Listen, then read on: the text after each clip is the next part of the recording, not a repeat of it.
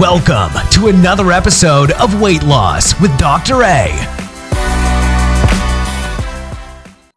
Hi, and welcome to another episode of Weight Loss with Dr. A's podcast. And on this episode, I wanted to dig in a little bit on the topic of revisional surgery. What is a revisional surgery, and what can we actually do when we talk about a revisional surgery? So I got quite a bit of my toys out here, and I will try to explain the most common situations when we talk about revisional surgery. Now, to define revisional surgery, the definition is switching from one procedure to another. All right, so we're talking about because it was a bad technique from the get-go, because it was unsuccessful weight loss, because of several other causes that may be indicated to actually convert that procedure to another procedure. That is the definition of a revisional surgery or a revision surgery. Okay, so I'm going to go way back to the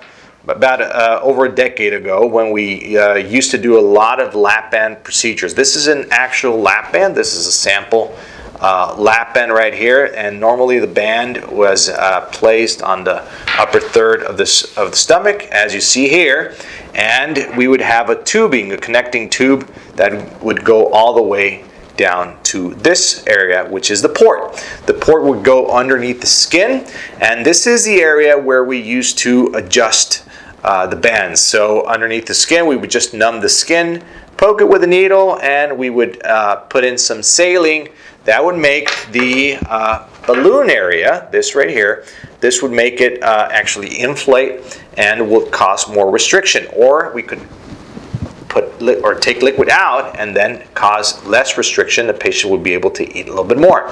So this is something that we deal with every single week, where we remove bands every single week, and we convert them into gastric sleeves, which is the next procedure I will explain in a few minutes. So what we do in the procedure, in the revisional procedure, is we normally, as you saw in the previous model, the stomach, upper part of the stomach, and this I'm just putting here on top of it. It's for demonstrational purposes.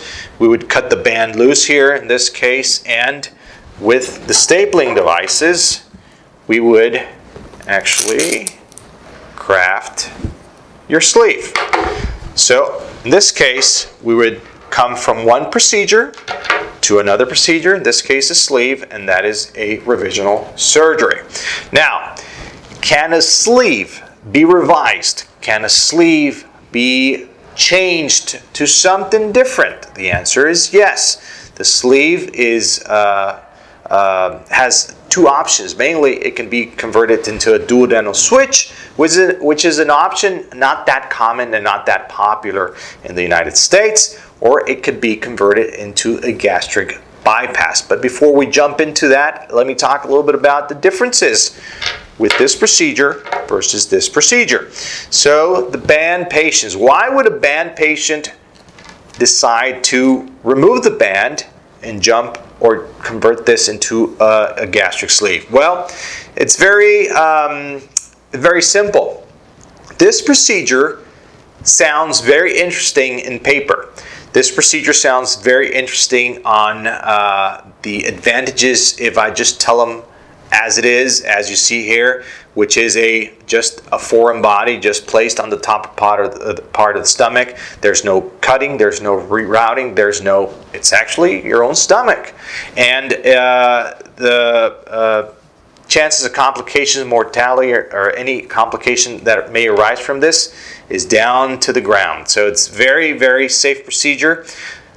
You can adjust it to your needs. You can put some liquid in, you can put some liquid out, pull some liquid out, and have it adjusted to your needs depending on the weight loss. So it sounds really good and it's really interesting, but the truth is weight loss is not good with this procedure. So that is the main reason we decide to cut the bands out and convert it into a procedure that is more effective, better with weight loss, better with sustained weight loss.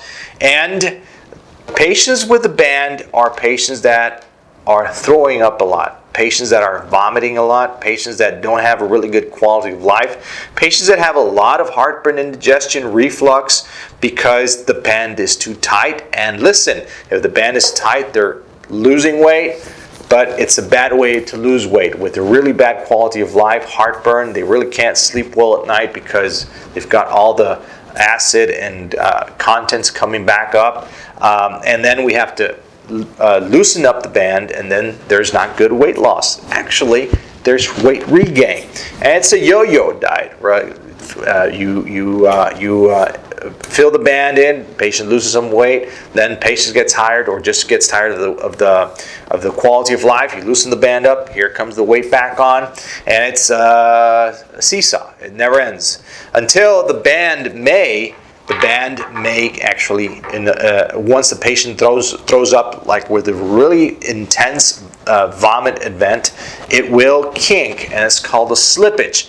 Then sometimes not even pulling liquid out will actually make it come back into place, and we have to go back into the operating room, which is an emergency surgery, cut the band loose, and let that stomach heal without the band. So that is one of the main reasons. Quality of life, with a band, patients get tired of the band system. Poor weight loss, you're yo-yoing, bad quality of food because they're looking into something that goes in with a little bit of calories, but normally it's not nutritious, good, healthy food. So they develop a really bad eating habit. So those are the main reasons patients would actually just drop the band and search for something that's more effective down the road, like the sleeve, without a foreign body in there, without rerouting of intestines. There's no obstruction of the entrance, so the patients are not throwing up like the band system. There's no rerouting, so therefore the nutrition, supplements and vitamins and everything that you eat get absorbed, and pretty much it. So this is the main reason patients come from the band toward the sleeve. Now, thinking about converting the sleeve to something else. Why would you? Why would you? Mainly because you lost some weight and then you fell off track, and you developed bad eating habits and you got some weight back, you regained some weight back. Well, I would suggest in this case you really think on those bad eating habits, because if you go over to a bypass, really the success rate is not that good. And if you don't change mentally, you don't change those bad eating habits, you're going to have now a gastric bypass, and you're going to have, guess what, weight regain again. So think about it. Now, if maybe the sleeve was done too wide. I'll give you an example. About 10 years ago, the sleeves were quite mainly in other parts of the world, were done very wide, and this would cause the patient to lose a little bit of weight and then get quite a bit of weight regain again. We normally do upper endoscopy. We go in, we take a look with an endoscope, or we do a barium swallow to see the real anatomy, the actual anatomy of the current sleeve, the width of it, how things are currently for that patient, and we can plan if maybe we've done several re-sleeves because the sleeve was not done correctly the first time, because there's a little bit of antrum, which is this part right here. We can maybe slice it up a bit, and the patient would have good, successful, or more weight loss, or convert this into a duodenal switch, which I just mentioned a few minutes ago. It's not that popular of a procedure done in the States. Yes, in Europe. Yes, in Brazil, South America.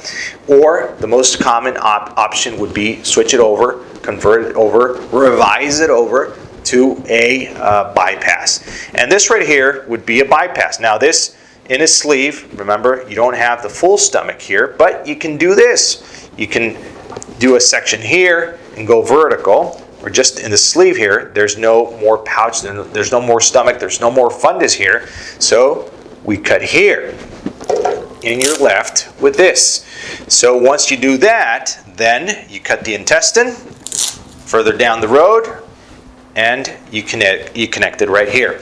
So this would be the option. Now, a good option for this is patients struggling with severe, non-controllable heartburn. Reflux that is not controlled, not even with several prescription medications, and they're still having trouble with the sleeve and heartburn.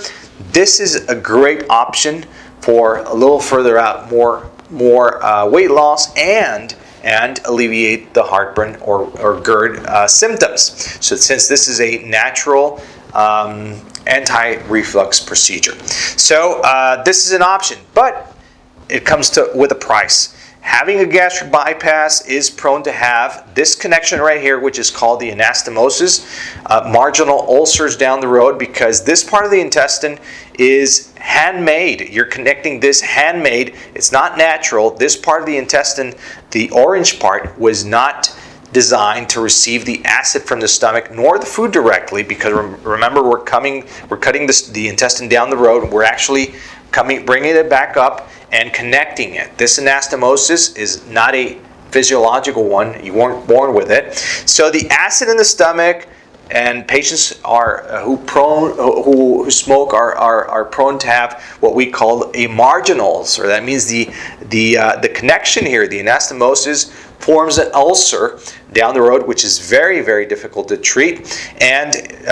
you really don't have to smoke to develop one, but patients who smoke are more prone to have it, to develop one. So that's one situation. Of course, the rerouting of intestines, having gaps, you're prone or have a risk of developing internal hernias down the road for the rest of your life. You're also prone to having malnourishment, malnutrition, vitamin deficiencies, especially liposoluble vitamins like vitamin A, vitamin D, vitamin K, vitamin E as well. And these vitamins, which are liposoluble, are very prone to be deficient in gastric bypass patients. Also, this malnutrition, patients suffer a lot from osteoporosis, calcium problems, calcium absorption, bone density problems, fractures down the road, etc. So osteoporosis, malnutrition, malnourishment, internal hernias, marginal ulcers are some of the problems patients with a gastric bypass procedures may encounter. These procedures and these situations don't happen with the sleeve. So that's talking a little bit about revisional surgery. Now you know the difference on coming from a lap band to a sleeve to a bypass, and what a definition of revisional surgery is. Now, once you have this, because we get a lot on social media, on our boards, and I see it all coming in as inquiries to our office. Can a gastric bypass patient, because we have patients that had a gastric bypass years ago, and then they lost some weight, and this procedure has a certain percentage of weight regain. Patients lost some weight, got some weight regain, and then they're thinking of getting the newest procedure, which is a gastric sleeve. Can you do a sleeve? Can you come from a bypass to a sleeve? The answer is no. If you've done this, you've burnt your bridges, and you come over to a sleeve, But you can't do from a sleeve to a bypass. And I'm talking about generally talking about revisions here. Of course, you could probably go jump to this and connect it to your old natural stomach, reconnect your intestine, and then do a sleeve. It's not a good option for if you're looking for weight loss. Okay, so to be practical, the revisional steps are coming from a band to a sleeve. Can it be revised to a bypass? Yes, but vice versa, it can't. All right, so I hope you find this useful. Of course, you can always find me on social media channels. If you have any specific topic you want to address, right here on our podcast section. Of course, you know we have our frequently asked questions on YouTube. You know you have access directly to me on my personal Instagram account as well, and that I personally manage. And let me know if you have any particular topic you want me to address, and we're here for you. All right. So I'm Dr. Alvarez with Endobariatric.com, where we are changing lives one sleeve at a time. Take care and God bless. Bye bye.